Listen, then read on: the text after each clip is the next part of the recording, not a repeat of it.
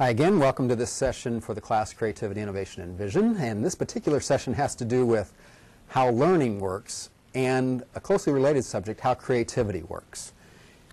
And to think about this, we're going to use a schematic of a brain that shows this person receiving inputs of sights and sounds and so on that we categorize, the brain automatically categorizes as inputs. And so let's imagine that you see this image that's on the left side of the screen, and immediately you think of tiger, because in your previous training and education you've learned, whether you've seen an actual tiger in person or not, that that is an image of a tiger. And the question is, how do we learn that? And it begins at a neural level. This is a neuron cell, a cell that's in the brain, and the key parts of this are near the cell body, these dendrites or receivers, and at the end of this sort of arm, these transmitters, the axon terminals. Those two play a key role in how we learn. And how they interact with other neural cells is at the heart of how we learn, and you'll see eventually how creativity works. So, as it says here, the reality is any learning involves changes that occur at the cellular level and depends on the connections between the neurons. And these connections, these so-called synaptic connections, are strengthened by repeated use. And here's a photo of a neuron that shows, in the first instance on the left, before repeated use, and then on the right, after repeated use, the connection actually becoming stronger in response to a stimulus. Each cell, each neuron relates to thousands of others. You have millions and millions of these cells in your brain, but they relate to many others in the brain, and repetition of the process is the basis of all our central nervous system activities. And so, as you know, when you repeat something, you review it, you eventually learn it, like seeing the image of a tiger and hearing the word tiger, being told that it was a tiger over and over again.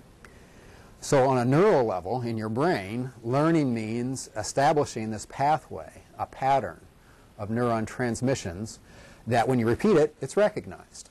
So you can imagine your brain full of these sort of neurochemical lightning bolts that fire each time you get some sort of input. And so you get some characteristic, and this is highly simplified obviously, but you get some sort of characteristic neurochemical lightning bolt in your brain when you see this image, and you say, oh, because of what I've known before, I know that that characteristic pattern means tiger.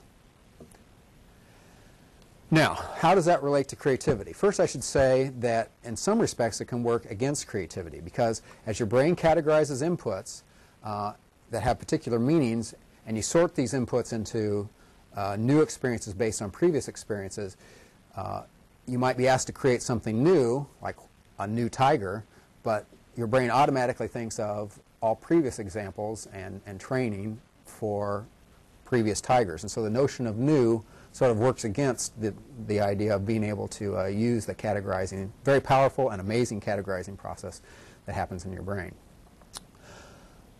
So some have said that to be creative, you need to invoke a provocation.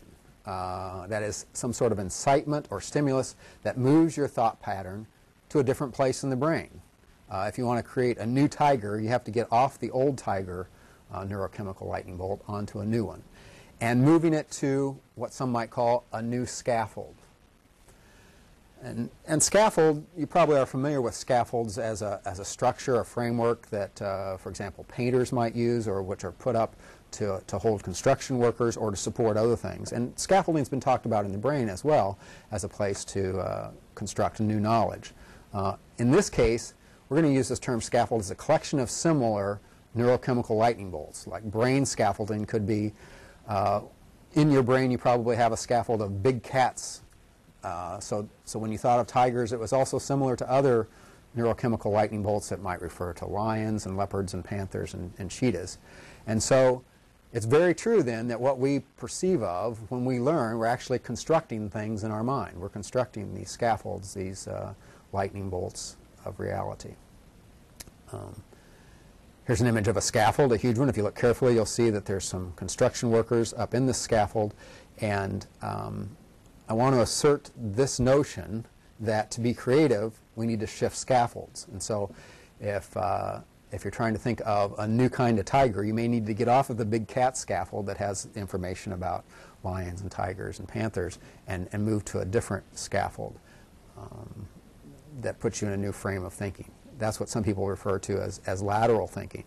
And so as you receive an input, typical thinking may automatically occur, and you need to have this provocation, this shift that moves you laterally to a different line of thinking that can come up with new ideas, innovative or imaginative ideas that are different from what you would naturally categorize. And so I make this statement that creative people can shift cognitive scaffolds, thinking laterally, and thereby countering the brain's natural tendency to categorize. So that's a bit of the framework that we'll use in this class to talk about creativity. And I think as you look at the different schemes to be creative, some of the how-to books that talk about ways and tricks to be creative, if you remember this framework, then you'll see that most things fall in this sort of explanation. You can explain most instances of creativity, definition one, that is coming up with new ideas, as introducing a provocation or shifting scaffolds and thinking laterally using another part of your brain. So we'll refer back to this background as we move through the course, and I hope it becomes helpful to you as you think creatively yourself. Thanks.